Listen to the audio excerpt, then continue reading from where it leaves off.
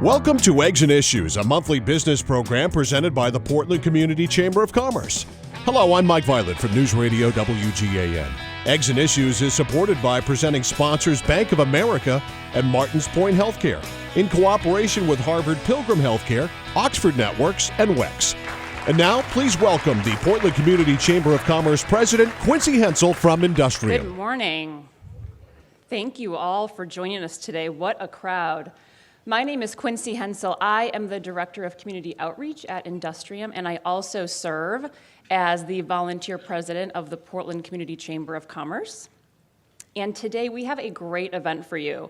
We're going to feature a panel discussion on the future of housing in Portland.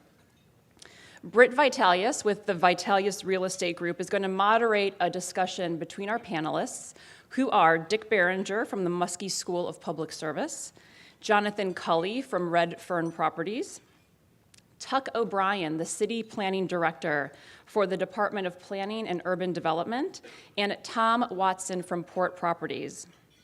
It should be a great and clearly a very timely discussion. I do believe we have several city councilors who are attending this morning. I do know the mayor is here with us today. Thank you, Mayor Strimling, for joining us this morning. Could the city councilors please stand?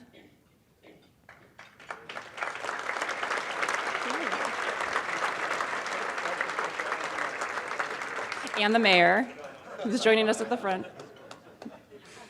Thank you, as always, for joining us today. This past Monday, the City Council was presented a budget proposal for the fiscal year 2017 by our city manager, John Jennings. Budget conversations are rarely easy, especially where cuts and changes are necessary.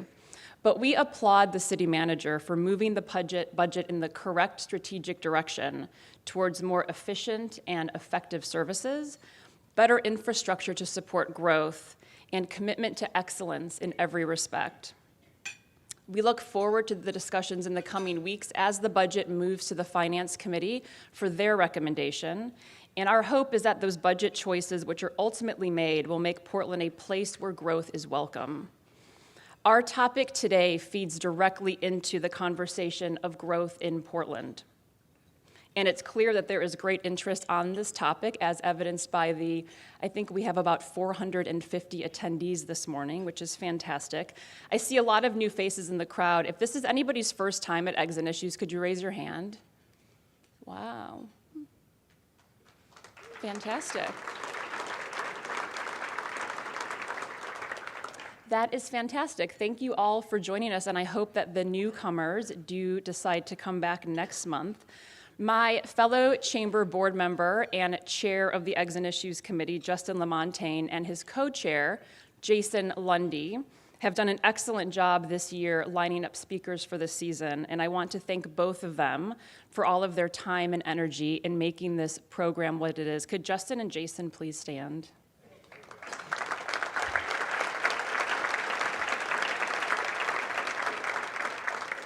Thank you both.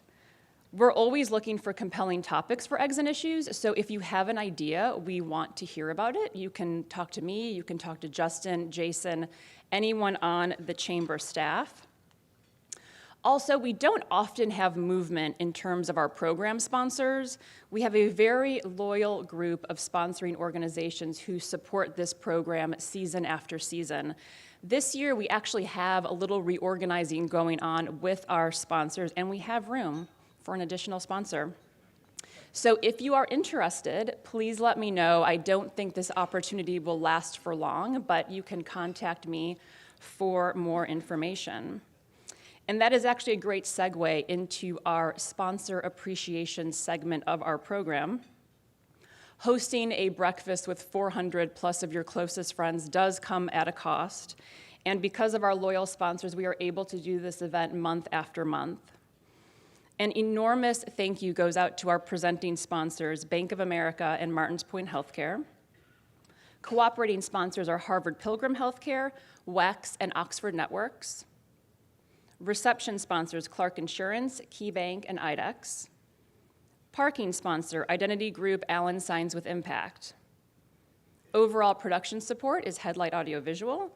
Our print sponsor is The Forecaster, and our e-media partner is Maine Biz. We have 2 broadcast sponsors.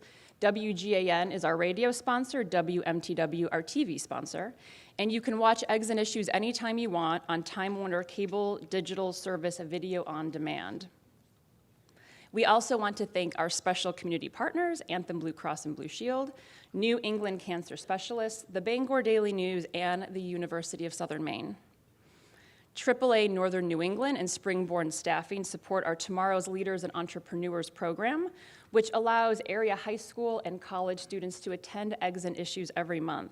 And today, I think we have a record-setting number of not just schools represented, but students in attendance. We have students and faculty today from Cheverus, Gorham, Cape Elizabeth, Catherine McCauley, Falmouth, and Portland High Schools. We also have the Maine College of Art, Southern Maine Community College, and the University of Southern Maine. We also have a very large group here from Casco Bay High School, as today's topic aligns exactly with what these students are currently studying. They are studying urban planning in the Bayside neighborhood. I'd like to ask all students, faculty, and staff from those schools to please stand and be recognized.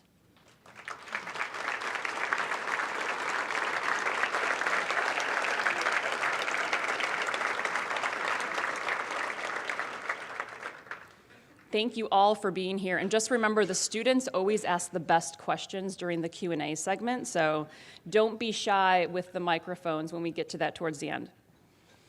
Baker Newman Noyes is another one of our program sponsors, which sponsors our Community Corner, which allows an area nonprofit to attend Eggs and Issues every month and promote and highlight their organization. And this month, our Community Corner is Portland Education Foundation. Portland Education Foundation, which is now formally aligned with the Portland Public Schools, is committed to raising philanthropic support to enhance educational opportunities for students in the Portland Public School system. The foundation's goals are to enrich education, support classroom innovation, and foster community engagement.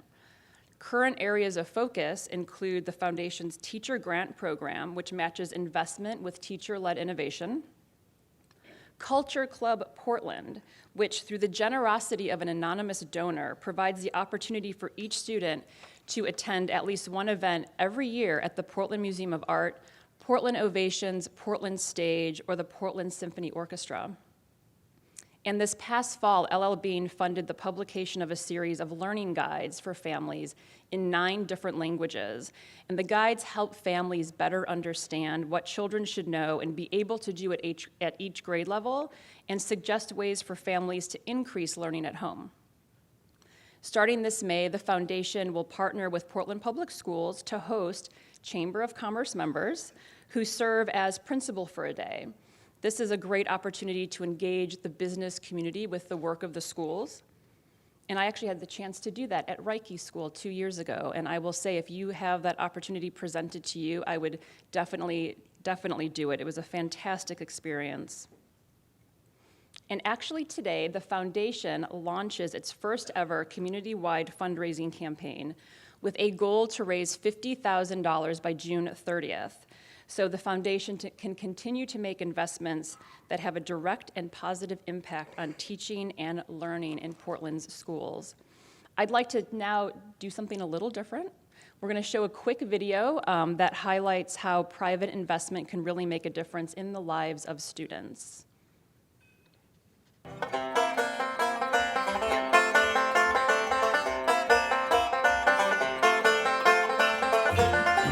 In every lifetime of a kid, they need to go to like the theater once, and then they can be inspired for all their lives.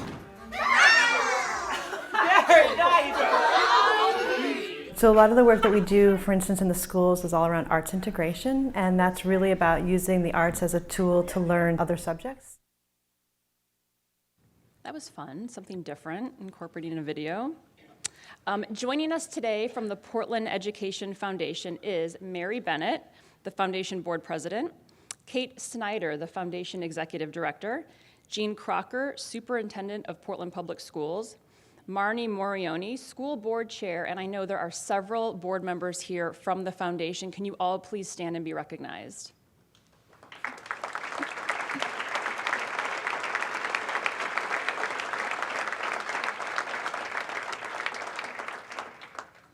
Thank you so much for joining us today, and thank you for all that you do in the community. I'd also like to welcome any new chamber members. If there are new members with us today, can you please stand? Yay.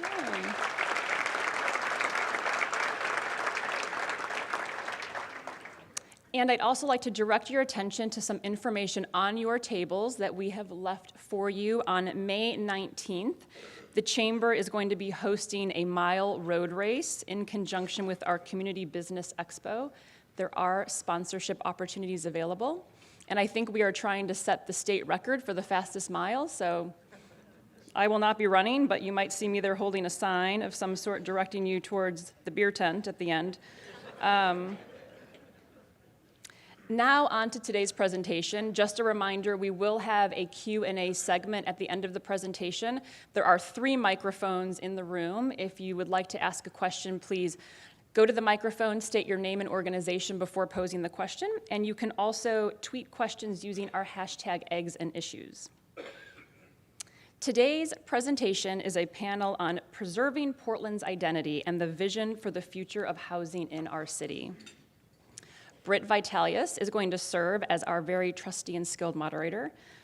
Britt's been representing buyers and sellers of multi-unit investments since 2004. He founded the Vitalius Real Estate Group at the beginning of 2011 to provide a full complement of residential, multifamily, and commercial brokerage services to clients. And Britt is also serving his 2nd term as president of the Southern Maine Landlord Association. So with that, I would like to ask Britt and our 4 panelists to please join me on the stage.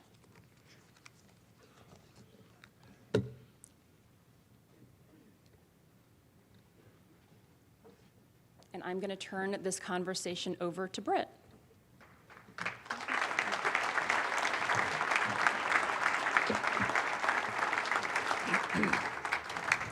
Thank you, Quincy. The state of the housing market in Portland has become one of the hot issues over the last few years. In Portland, the shortage of rental units has pushed up rents and increased concerns about the affordability of housing.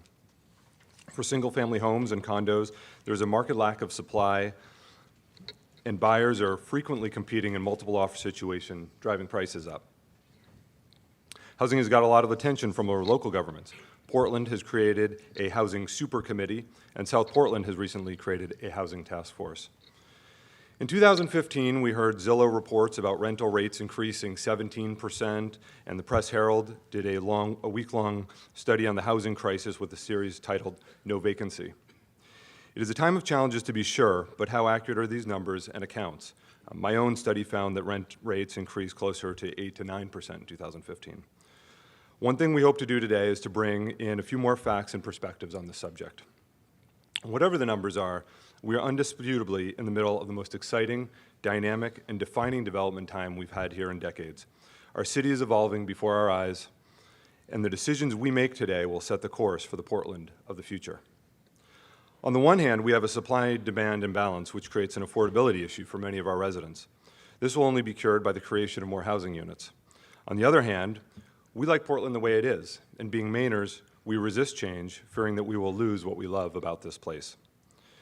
Housing is not simple. There are many different issues we could explore today.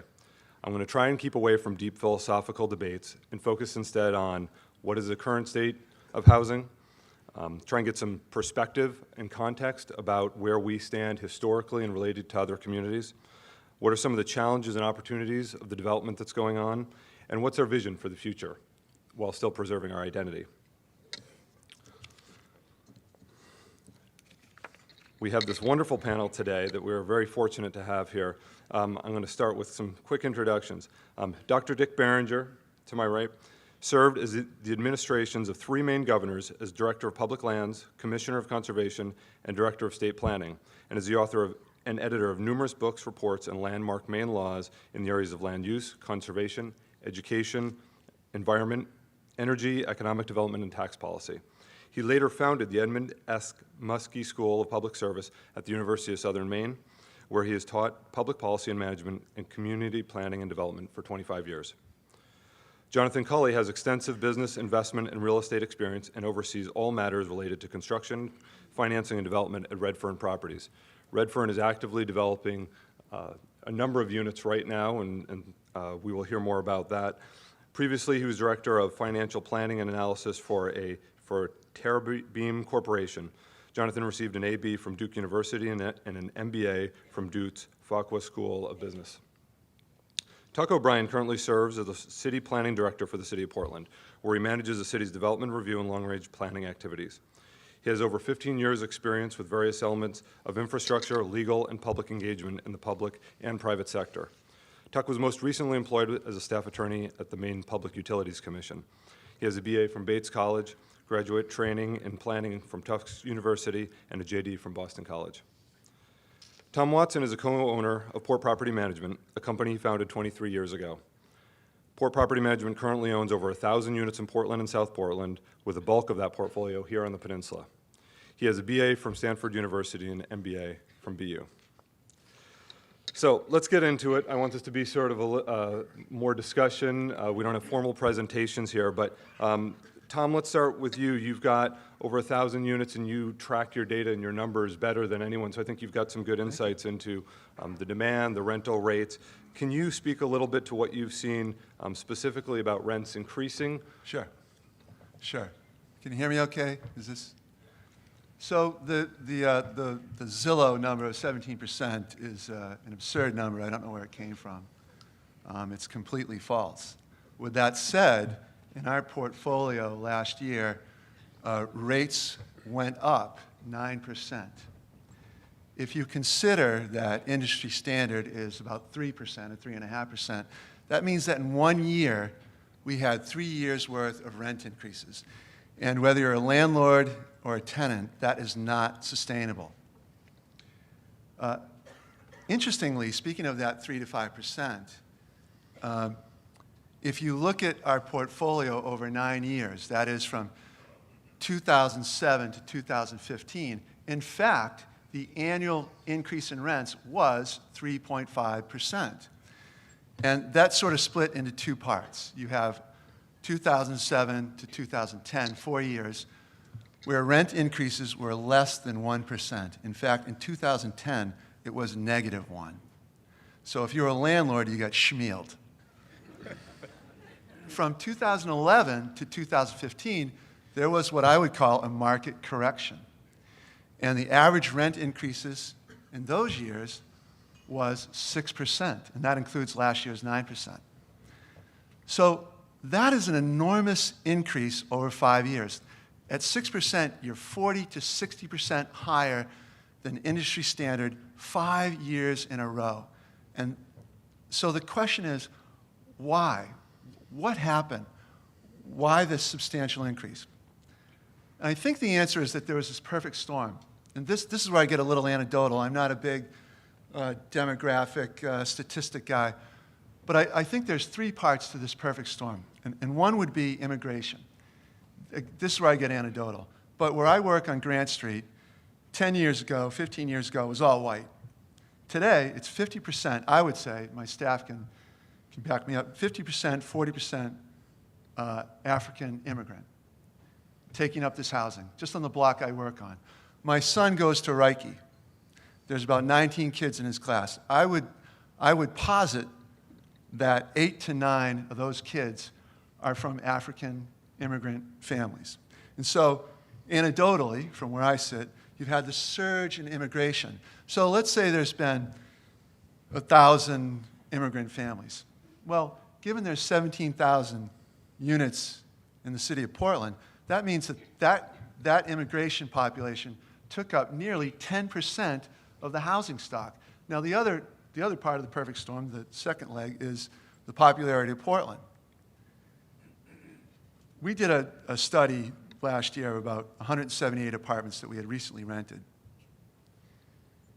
and found that of that 178, nearly 40 or 50 of them came from other states. That's 27% of that portfolio. They came from Massachusetts, New York, New Hampshire, and Vermont. So if you take those two groups, folks from away, other states, and the immigration population, they're consuming a substantial chunk of the Portland housing stock. The last one would be the lack of supply. There's been, other than Jonathan's property that he built in the West End, there's been no new market rate housing supply. All I've seen in the last 20 years, pure market rate building, is 39 units in 20 years. And that was Jonathan's. So when you have this real demand, minimal supply, it simply drives up rents, and that's what happened the last 5 years. If you were to, can I just kind of wrap? Continue. If you were to ask me, where are we, or where are we going?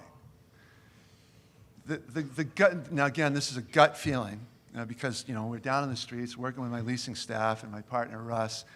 Our opinion is that the rents have been pushed enough, and that you just can't sustain that level, and that we're probably going to be back to sort of level of normalcy, probably back to a 3 to 4% rent increase annually. I think that's where we're going. But I can look a year forward, a couple years forward, but 3, 4 years, if we don't have supply, that storm could continue. That's my 2 cents. Very good. And speaking of the rents going up, just to stay with you for one more minute, Tom, is it the same housing stock? I know a lot of the housing is being improved. We've Right. seen stories in the paper recently about Right. people being displaced in order to improve units. Right. It seems like maybe it's not the same old 100-year-old drafty buildings where the rents Yeah, are going yeah, up. That there's a that- demographic shift that's demanding a different product. Fair question. And I was asking staff, it was hard for me to get my arms around that. But one of the things that's happening real quickly is that, for example, if I buy a building, and if I bought a building that's in rough shape, and I'm going to go into this unit, and I'm going to, let's say the rent was $1,000. I'm going to drop, let's say, $21,000 on that unit. I got to do the kitchens over. I got to get rid of the bugs. I got to do the kitchens over. I got to do the baths over, blah, blah, blah. $21,000. So, well, how am I going to recoup that? You say, well, I'd like to get it back in, say, 7 years. I think that's a reasonable time period. Well, to get that back in 7 years, that means I need to get rent $3,000 more a month, which is $250 more. I'm sorry, $3,000 a year over 7 years to make the $21,000. That's $250 a month. So that $1,000 apartment, just to bring it back to a relatively nice place, I've got to charge $1,250. That is a 25% jump in rent. So that's some of where it's coming But you from. weren't doing this 10 years ago. I mean, the market wasn't there 10 years ago. No, that's correct.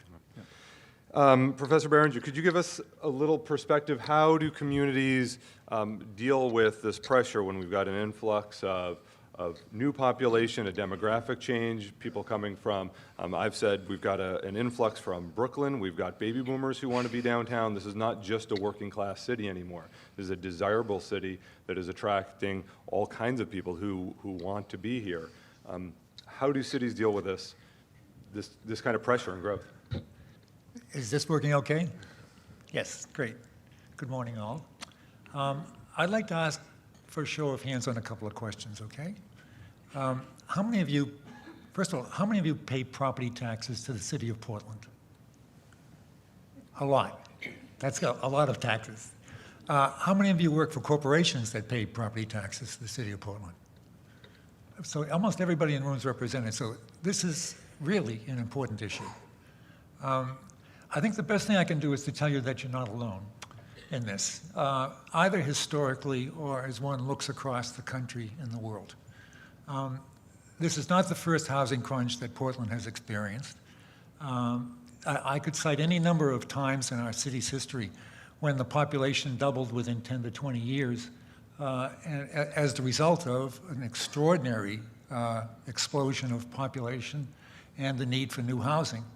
It happened back in the 1840s and 50s when the railroad was built to Montreal and the enormous influx of Irish immigrants from the famine in Ireland. It happened again after the Civil War. It happened again at the end of the century when the electric tramway and streetcars were put in place, and we had further immigration from the Scandinavian countries and Eastern Europe. Extraordinary immigrations of people, sometimes living in tents. I don't know if you recall those pictures of after the Great Fire of 1866 of thousands of Portland people living in former Civil War tents. So we've gone to great lengths.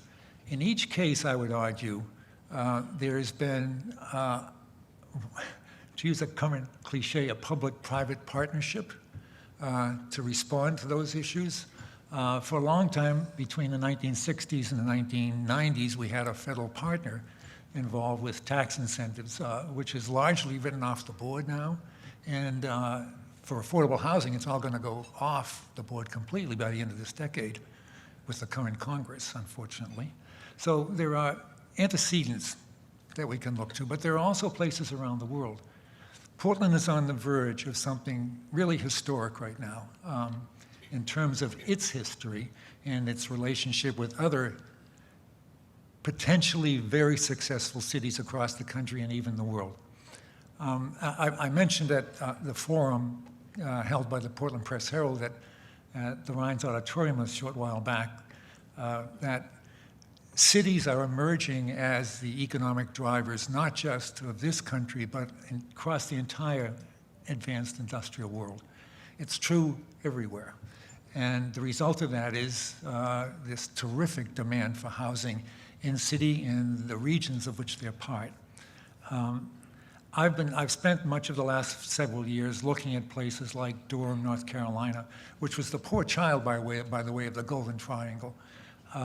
Vancouver, Seattle, St. John, New Brunswick, of all places, is a very interesting case.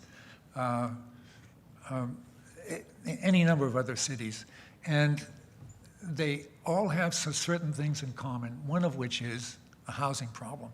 So you're not alone out there. They also have a number of other characteristics. They're all magnets. Successful cities, you need to think of a successful city as being a real magnet for people. That's what makes them successful. It draws on immigrant populations, youth who are looking to make contacts, and especially ambitious and creative and talented youth who are looking for success. Retirees, senior citizens, homeless, and addictive persons are all attracted to the city, and they all put pressure on the housing stock itself. Beyond that, they are characterized by investment in infrastructure.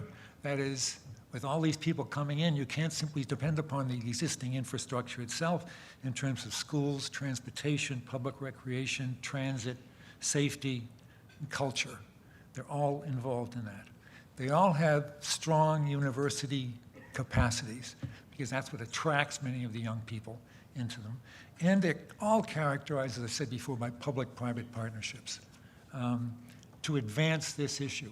So my appeal to you today is that I believe that this chamber needs to become energetically engaged and involved in the 3 or 4 issues that we're really confronting now in terms of growing the supply of housing in this region. I might comment that we are extremely blessed at this point in time by the talent of the planning bureaus, the planning divisions, not only in Portland, but in the surrounding communities of Falmouth and Cape Elizabeth and South Portland and Westbrook. There's an extraordinary array of talent involved in these planning offices, and I think we desperately need their energetic commitment to this issue at this time. The challenges I see them are this is growing the supply itself. That is the overriding compelling issue. The overriding obstacle to that is we need some changes in the rules of the game for construction in this city and around these surrounding communities, especially the zoning regulations themselves. They are an enormous constraint. Thirdly, I've mentioned good sound planning for the long term so that we do it right and we don't simply respond to what the development community is looking to do, but see to it that it fits into a framework that makes sense for the city as a whole and the region as a whole. And finally, once again, your voice is absolutely essential. My own experience, for example, and I'm sure George Campbell will appreciate this. He's now with the university. I've been with the University of Southern Maine for 25 years. And I have spent much of my career trying to engage the university in this community as a whole. And especially the last several years in trying to help the University of Southern Maine get its financial act together and to see itself as a deeply embedded urban university, of which each one of those communities that I mentioned to you has a major public university within it that sees itself as an urban university. What do I mean by that? It's a university that is deeply engaged in its recruitment of faculty, its recruitment of students, in addressing the compelling issues that face those communities. I have not heard the voice of the Chamber or of the business community to the extent that's needed to help guide the university in that regard. Your voice is absolutely essential, and I really hope that this is the beginning of your engagement with not just the university, but with the city itself. I recently chaired the India Street Neighborhood Comprehensive Plan Committee that came up with a new form-based code for the neighborhood, which I already think is now showing great success. The business community was largely lacking from those hearings. There were certain developers who showed up, but I need your voice behind these changes that have got to be made, especially in terms of the way the city approaches zoning. The housing that we need is not going to happen without greater density, and the zoning code does not really support that. So you've got to get behind that. There's also the question, finally, of NIMBYism. I can tell you there is no place in this country where NIMBYism is more aggressive and I feel really obstructive of the kinds of changes that we need to see made. Your voices have got to be heard in that debate. The most recent one was the referendum on the visual access to the harbor that we voted on in November. Thank goodness it failed. It was really, the problem is, I think, that there are many people in the city who see the city council itself as being more representative of the development community than it is of local interest. I think that's unfair, but there is a perception out there. Your voice has got to be heard as a progressive, forward-looking voice in terms of building the new Portland that I think is necessary for us to become a really, really successful, world-class, small city. We have the potential to do it right now. It's an extraordinary historic moment, and I hope you'll be partners in seeing to it that it happens. Thank you. Thank you, Professor. Well, I think that's a nice segue over to Tuck, who's one of our talented planners that Professor Berenger mentioned. Could you briefly just give us a little bit of the city's perspective? You've already taken some actions, and what are you looking to do in the future? Sure. Well, good morning. You know, I think it starts with a strong council policy, and Mayor Strimling has made addressing growth and housing demand in Portland a top priority of his. And Councilor Doosan is leading the housing committee. We just had a very successful regional housing forum at USM on March 23rd. In my shop, we've taken some significant strides in the past couple years to really work on introducing the clarity and the predictability in our land use code. The R6 changes that we made to kind of right-size or modernize the peninsula residential zones was probably one of the most significant zoning changes in the last 20 years in our city. We've seen great strides in new growth in infill 2- and 3-unit properties due to that. Professor Berenger mentioned the form-based code, which basically is a way to move away from the more use-dominated zoning that we're more familiar with into looking at the form of the buildings and the way they interact with the streetscape and the built environment. We've seen some really exciting projects come in. You know, the goal there is to set a really clear framework and allow projects to come in. The community knows what the form of the project's going to be, and to allow them to really move forward more rapidly through the process. And the other element which was a major effort last year, was the adoption of inclusionary zoning, which also on early returns, we were able to design. I think Tyler Norrod, who's here, who is our housing planner, and Jeff Levine, who is out of the state today, but we were able to really put in place a lot of flexibility, taking best practices from around the country. And we're seeing multiple projects. We have about a half dozen projects that are moving through right now, and we're seeing a bunch of different approaches to achieving the requirements of the inclusionary zoning 10%, whether it's off-site units, which some projects are doing, putting the units in on-site, and also just paying into the Housing Trust Fund. And so I think that flexibility is really going to allow that program to be very successful. There are some other, a myriad of other ones, but I think in the coming years, we're really making the modernization, major reform of the land use code to be a very high priority. We hope to have full substantive reform of the city's land use code in the next 3 to 5 years, looking at India Street as a pilot project, and also seeking to find ways where we can move from a very heavy text-based code to more of using more tables and graphics, and really trying to look at what we love about our city and having the code reflect how we can achieve more of that. And then the other piece we're doing is we're undertaking a new comprehensive plan at the moment, which, that long-range planning, that visioning, kind of getting that feedback loop, working with the community to kind of articulate what their concerns are and to get our goals as a community put into a more easily digestible, concise document, I think will really help guide us as we move forward on this path. I think, and we've seen success. To talk about what we've seen, we've permitted 84 units already in 2016. We've seen 6 inclusionary units come online. We are on pace to eclipse the amount of units permitted last year, which was pretty robust at 1,189. So we're seeing results, and I think that's wonderful. Currently, we have 391 units under construction, so things are happening.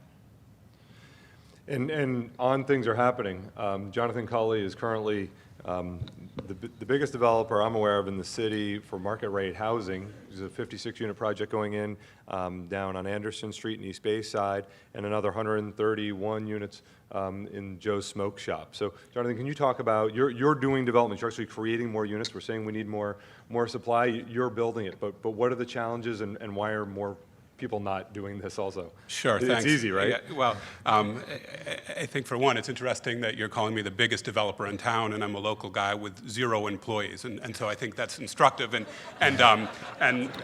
maybe we'll provide some light on it as I go on. Yeah.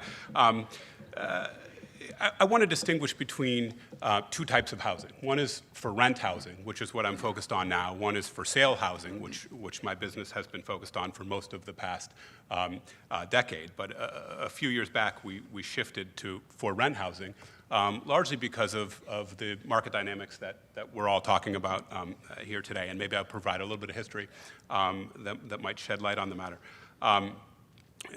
Tom had mentioned that our West End Place building, which we opened in 2015, is 39 units, was the first purely market rate rental apartment building of any size in many decades. We don't know how many decades, but a lot of decades. And if you look at the built environment in the city's residential neighborhoods, you find that most of the housing was built between 1880 and 1920. We've seen very little new housing in the last 100 years other than low-income, public, or otherwise subsidized housing. Very, very interesting. And so what led us to move into for-rent housing? Well, when we were sort of scheming the West End Place project in 2013 and 14, we were looking at, there are really 3 sort of cost drivers to development. There's your land cost, your construction cost, and your capital cost. And when we were looking at this project, we got a pretty good price on the land. Construction costs in 2013, 2014 were quite reasonable, and capital was at an all-time low. So we said, what the heck, let's build a market rate apartment building. And that project was successful, and we finished in 2015, and we leased up. The last 2 projects, the 2 that we have under construction now, are East Bayside and Longfellow Square. But we're seeing conditions start to change, and there's some concern there, where right now, land costs have come up substantially from where they were in 2014. Construction costs have come up even more, and this is a big deal that has a lot of bearing on what we're going to see in the next few years. Fortunately, capital is still very inexpensive. A year ago, when I was giving a talk like this, I said, well, I think the gig may be up soon because interest rates are going up. Interest rates haven't gone up. I'm saying today, well, I think the gig may be up soon because construction costs are going up. And so we've seen, since we built our West End Place building, we've seen construction costs go up 15% in the last 2 years in our market.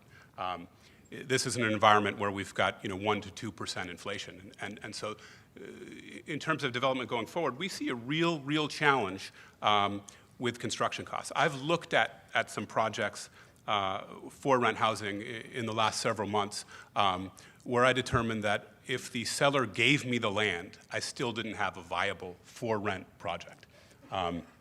And so, where do we go from here? Well, we're going to continue to build the projects that we're building, but we do think that the window for new market rate rental housing may be closing, and there's also sort of a revenue piece to that, where we know there's demand for hundreds, maybe thousands of new apartments in Portland. Unfortunately, the apartments that we're building, because of our cost drivers, mainly construction costs, we've got to get $1,500 for a one-bedroom apartment to justify new construction. I think there's some demand for $1,500 one-bedrooms. I think there's tremendous demand for $900 one-bedrooms. Unfortunately, we can't build them. And so again, I think construction costs are going to be a limiting factor in the for rent apartment new construction. The other thing that Tom mentioned is rent growth, where we've seen over the last 5 years, I've heard anywhere from 25 to 40% sort of cumulative rent growth over the last 5 years. We certainly see that slowing. Rent it's got to be constrained by income. And if incomes aren't growing, this type of rent growth is unsustainable. We think particularly at the higher end of the market, we're forecasting limited rent growth. And in fact, at our West End Place building, we're not seeking any rent growth this year, in that we're renewing people at the same rents that they signed up to last year, because we think that's what the market will bear at this point. So again, while we're optimistic about the projects that we have going on, we think rising construction costs and slowing rent growth may reduce for rent apartment development going forward. We're almost out of time before we're going to go open it up to questions. There's so much to get into that's really a challenge. I think the more I've spent time thinking about these issues over the last couple of years, the more I realize so many of the issues, it really is, every issue sort of cuts both ways. And while there's a lot of challenges about increasing rents, what the increasing rents have allowed us to do is finally improve our housing stock, finally justify some new construction. When that stops, as you're saying, Jonathan, we're probably going to be at the end of our construction. The other point that's brought up to me and was mentioned here, and I think as a community and as a chamber, we should be thinking about how to lead on is NIMBYism. And there are a lot of projects out there that go forward, but they started out as a 60-unit project and got scaled back to 12. The Adams School project up on Munjoy Hill was slated for 30 units, 60 units, and I think it wound up being 12. So there are a lot of sort of phantom missing units that never get created because the local community, a lawsuit, steps up. Just briefly, does anyone want to jump in on how, as a community, we deal with this? It's a big issue. Yeah, we're definitely going through growing pains in that regard, and I think, Professor Berenger is maybe correct. We see this as a common problem across the country. I think people are definitely very passionate here, but Boulder, Colorado just went through essentially a growth moratorium last year as well. So it's not entirely unique. I think one of the things we need to understand, it's a way we communicate these issues to people is really key. To everyone in this room, growth and change in this community is not only something we look for as beneficial, but is necessary. But that is not a universally held sentiment.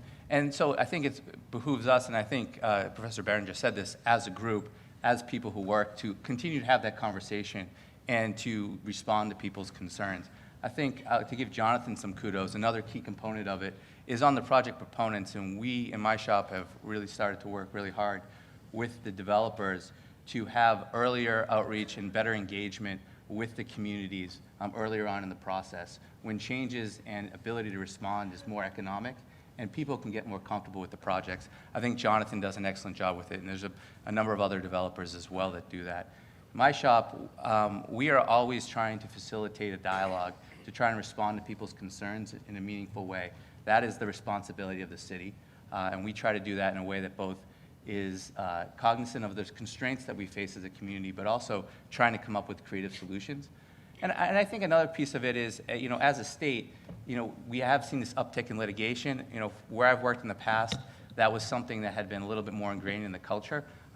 It got to the point in some places in the Boston area where that was actually built into the pro forma. And you obviously don't want to get there. That's just wasted capital.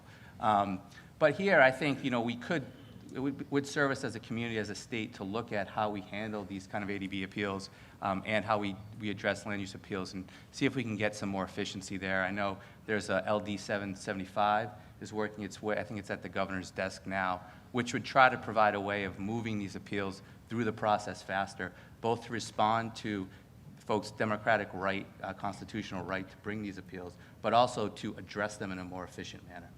But one of the things that I think as real estate people, we start to sort of self-aggrandize that, geez, look at, I've got 1,000 units and this guy's over here, he's building an 8-story brick building that's never been done before or in 100 years. And we start to think that we are the economy. And in fact, we are not. We are not the dog. We are the tail. The economy is you people. And as my friend Jonathan said, we'd all feel a lot better about building if we saw an office tower going up downtown, right? So, and as Jonathan said again, the West End place is not raising rent. So we are just sort of, there's the economy, and we're over here sort of following it. So, that was sort of my disclaimer, like, I can't solve the problem, but there is truth to that. Yeah. So. I think Dick want to make one more point, and then we're going to go to questions. I would just quickly reinforce some things that Tuck just said, and that is that early engagement between the planning department and the developers is really, it's magical. It really does work. I think among the most successful projects that I've seen over the last decade is the revitalization of the youth center in South Portland. And Richard Berman, I don't know if he's present, but was the developer of that. And he very early on engaged with the community over there, with the planning department, and really has produced something that none of us really expected to see happen so quickly and so extensively now. It's still continuing to grow. So there's a real lesson in that. And the second thing is, I'm glad to see the mayor and city councilors here, because their role in this is absolutely indispensable. It's great to listen, but we expect of leadership that it leads. And they're going to have to lead in this. They're going to have to really put themselves out there and show, I would say, more courage than they've shown in the past in recognizing this as a problem and really, really helping to lead the city forward. If it doesn't happen, we're going to miss this opportunity. It only comes along once in a lifetime, truly. With that, why don't we open it up to questions? There are 3 mics in the room.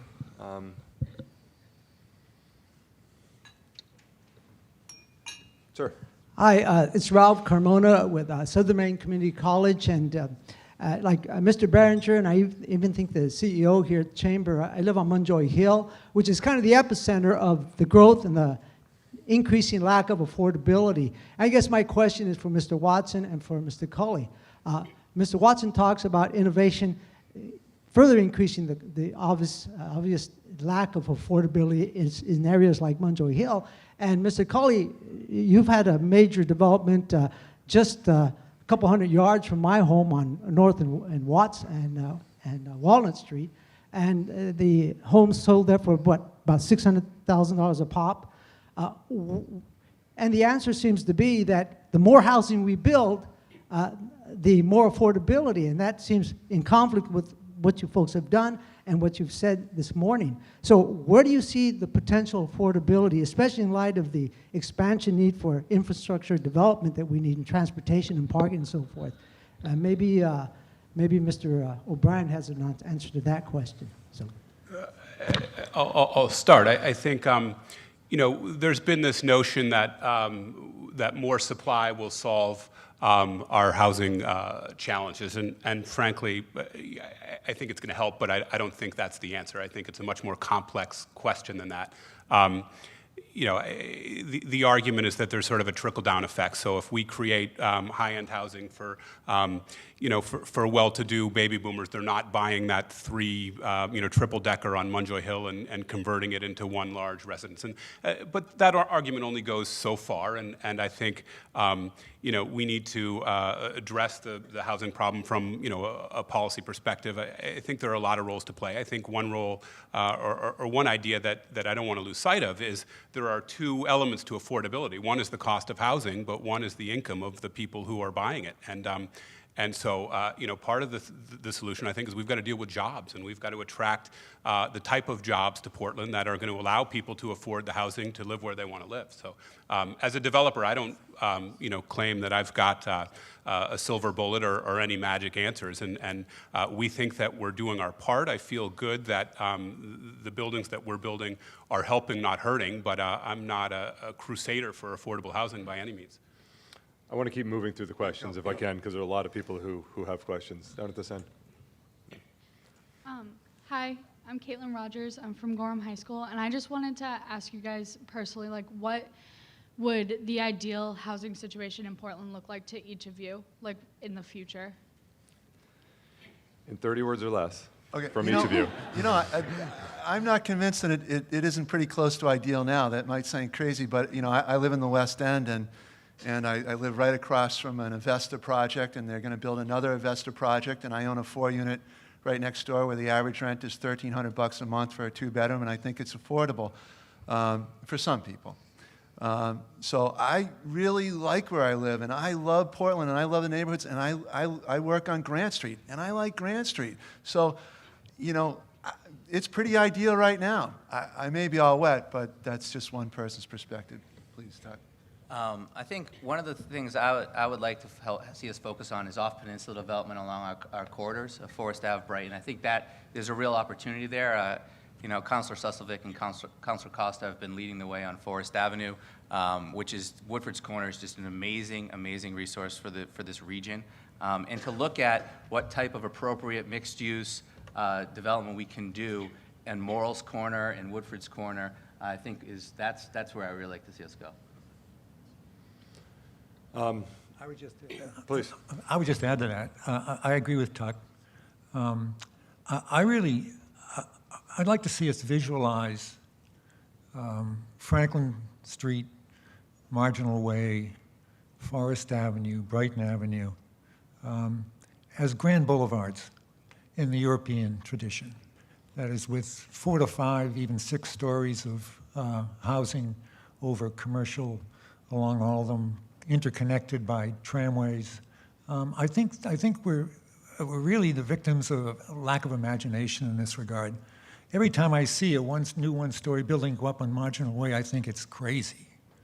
There ought to be 4 or 5 stories of housing over that instead of a single restaurant down at ground level. And that could happen all out Forest Avenue, out Brighton Avenue, up and down the arterial. And really transform the whole visual landscape into something that I think would be very attractive and very exciting. I think people don't learn orally, for the most part, about these issues of land use. They learn visually. So I think there's a great opportunity for the planning department or someone to really do a visual exercise to show people what the city could look like if it were built out Forest Avenue. The idea of CVS going in along Forest Avenue and just putting up another strip mall is craziness, given the kinds of problems we've got. What's going on at Joe's Smoke Shop ought to be the norm for the city. Sir. Hi, Tex Heuser, Planning Director for the City of South Portland. And let me say first, Professor Behringer, thank you so much for your very kind comments about the profession. You are a star. Truly. Very undeserved. We've been hearing a lot about the rising construction costs, and I'm just wondering, is there any way to tackle that problem directly through some kind of, public joint purchasing or something, or do we have to sort of do something indirect, do you think? I think it's a fundamental issue, and I think the issue is largely due to demographics, where we've got a sort of an aging workforce in Maine, and young people don't seem to be going into the construction trades. And so what's happening is it's really, our challenges are at the subcontractor level. Subcontractors, whether it's electrical contractors or plumbing contractors or drywall contractors, aren't hiring up, partly because they can't find the type of people they're looking for. And when they don't hire up, they're not expanding. And so they're not aggressively trying to grow, and they're not bidding competitively.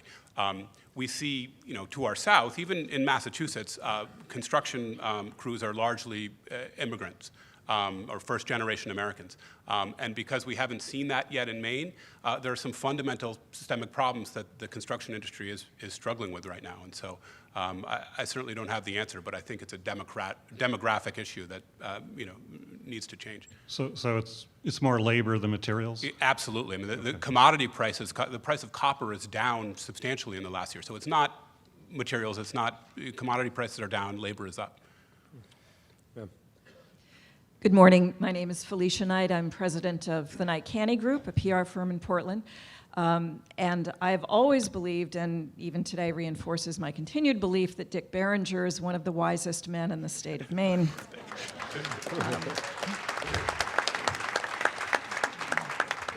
And I think Felicia is one of the greatest people I've ever met. Thank you, Felicia. I do have a question. Hearkening back to something that Dick said earlier about what he sees as excellent planning going on throughout the region in communities surrounding Portland, is there any kind of active joint regional planning, looking at things specifically like housing? Do these cities and do these municipalities talk to one another regarding where development could take place, where it might take place more economically, et cetera? Thank you. You want to jump in, Tuck? Yes, we do, but not enough. There's a real opportunity there. We try to work with our colleagues as much as possible. All of our communities, it's kind of one of those catch-22s where all of our communities are under immense pressure, growth right now. So the ability to reach out is a little constrained, but you're exactly right. That is a big area where we need to improve more on regionally. It's a regional issue. Portland is not unto itself here. If I might just add, clearly, wherever, a very good example is St. John, New Brunswick. Any of you who've been over there in the past few years know that it has transformed itself within 20 years. One of the principal reasons is that they do very effective regional planning among 6 cities. The symbol that they use for the growth of St. John, first of all, they all identify with St. John. They don't call, Cape Elizabeth and Westbrook and so on. All 6 of them refer to themselves as St. John, even though they're different municipalities. And as their symbol for development, they use the mayors of all those cities in a shell rowing together. And they do very strong regional planning, and it has been hugely successful for them. And it's true of all the other cities that I've mentioned. Counties are much stronger elsewhere in the nation, as most of you know, I'm sure. And they do regional planning that is just way beyond anything that happens here. I would really encourage the development of a much stronger regional planning capacity. And that could be just by their meeting on a regular basis to discuss what their shared problems are and how they might address them. The talent pool that's involved in them, as I said earlier, is really extraordinary. Very gifted in that regard. I don't know if Falmouth is going to be okay if we start calling Falmouth Portland. Well, South Portland used to be Cape Elizabeth. Sir. Yeah, and Portland used to be Falmouth, so what the hell? We have to take the long view. All right, my name is Bill Higgins, Homeless Voices for Justice.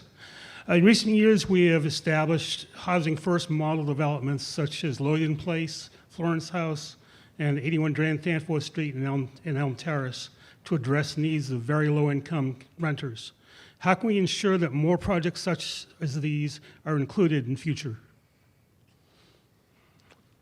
Get the U.S. Congress back involved.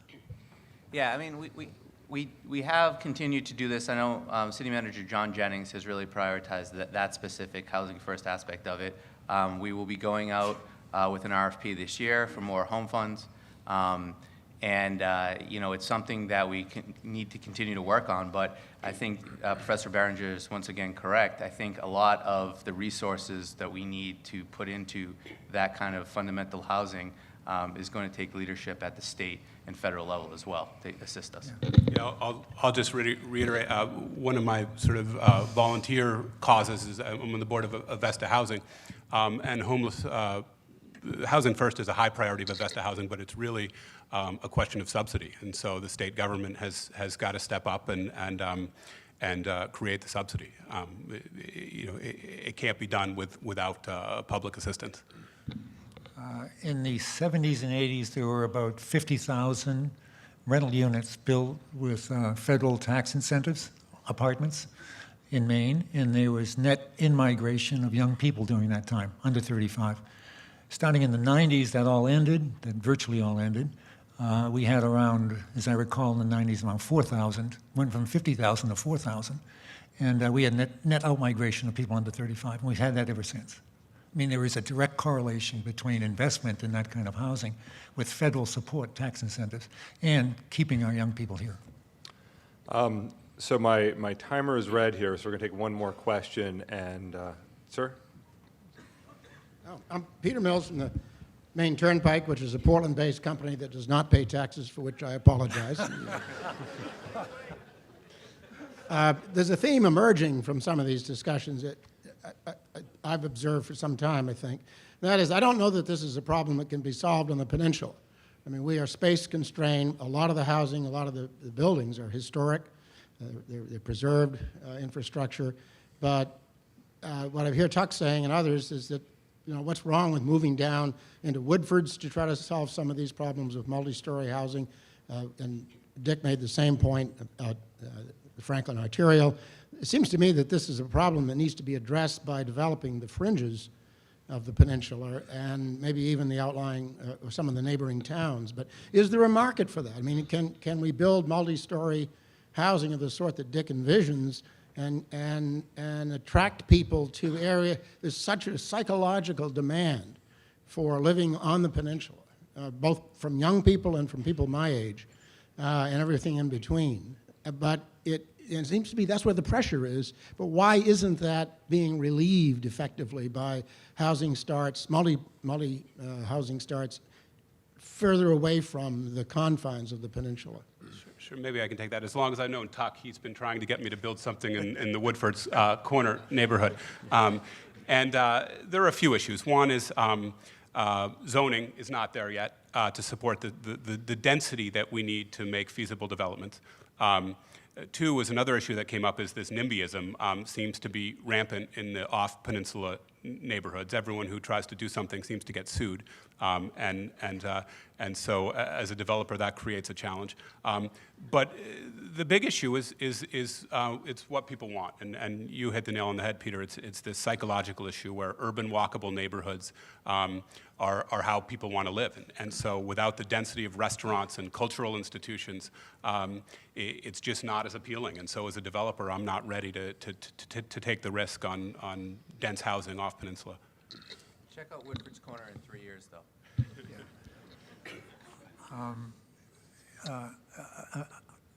I was so bold at an earlier forum as to say that there was something we can learn from Boston in this regard.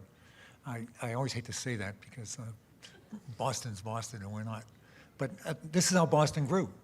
I mean, literally is how it grew.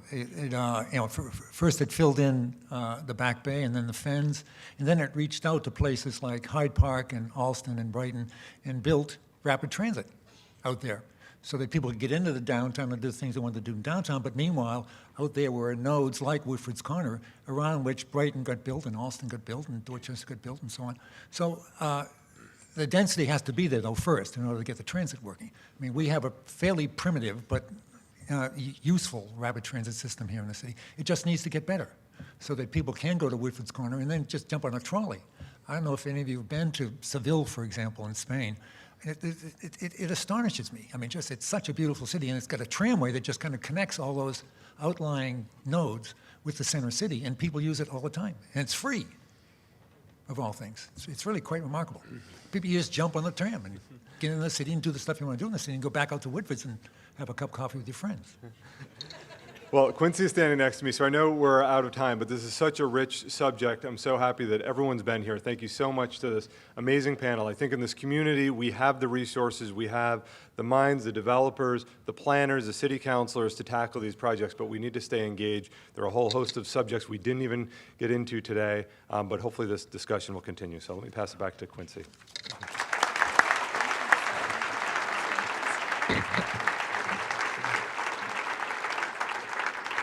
Thank you so much, Britt, for navigating that complex and very varied conversation. And to our panelists, thank you so much for sharing your knowledge and your perspective. I frankly could have used more time hearing from all of you. I know this is a tough program, but there's a lot of information to share. Obviously, this is a big issue. You definitely have a pledge from the Chamber of Commerce to be a partner in finding a solution to this issue. And I know I heard it from Jonathan, and I think others alluded to it, but more jobs, better incomes is something that the Chamber has been a passionate advocate for, so you will hear more from us on that in the coming months. So with that, I will announce our next month's presentation, which will be May 4th.